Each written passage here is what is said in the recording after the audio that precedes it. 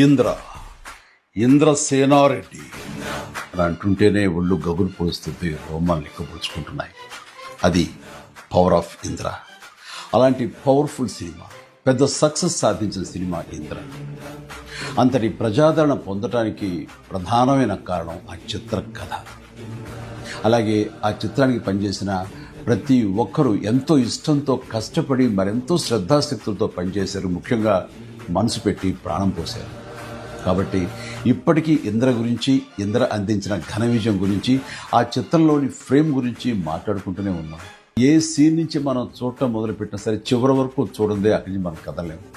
అలా ఉంటుంది ఆ కథలోని పట్టు బిగు. నా చిత్రాల్లో అత్యంత సాంకేతిక విలువలు ఉన్న ఉత్తమ కమర్షియల్ చిత్రం ఇంద్ర. అందులో ఎలాంటి డౌట్ లేదు.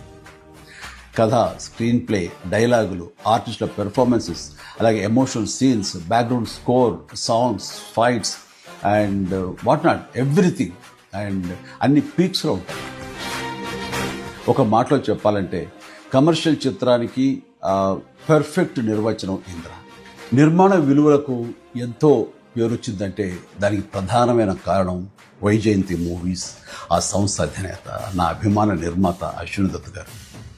ఆయనతో పాటు కథను అందించిన చిన్ని కృష్ణ, డైలాగులు రాసిన పరుచూరి సోదరులు, అద్భుతమైన మ్యూజిక్ అందించిన స్వరబ్రహ్మ మణిశర్మ, అలాగే డిపిఓ విఎస్ఆర్ స్వామి గారు, ఎడిటర్ చంటి గారు, డ్యాన్స్ అండ్ ఫైట్ మాస్టర్స్, నటీనటుల నటన, లాస్ట్ బట్ నాట్ లీస్ట్ అందరినీ మించి మా మంచి బాలుడు గోపాలుడు, డైరెక్టర్ బి గోపాల్ అత్యద్భుతంగా చెక్కి తెరకెక్కించి ఇంత పెద్ద హిట్ అవడానికి కారణమయ్యాడు. వారందరికీ నా ధన్యవాదాలు. 22 సంవత్సరాల తర్వాత మళ్ళీ ఇప్పుడు రిలీజ్ అవ్వటం నాకు ఎంతో సంతోషంగా ఉంది.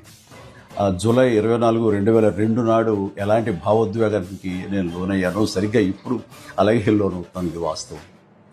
ఈ నూతన జనరేషన్కి ఈ సినిమాను పెద్ద స్క్రీన్ మీద చూపించాలన్న ఆలోచన వచ్చి నా పుట్టినరోజు నాడు గిఫ్ట్గా అందిస్తున్న స్వప్న దత్తుకి, అలాగే తన సోదరి ప్రియాంక దత్తుకి నేను ప్రత్యేకించి నా హృదయపూర్వక అభినందనలు తెలియజేస్తున్నాను.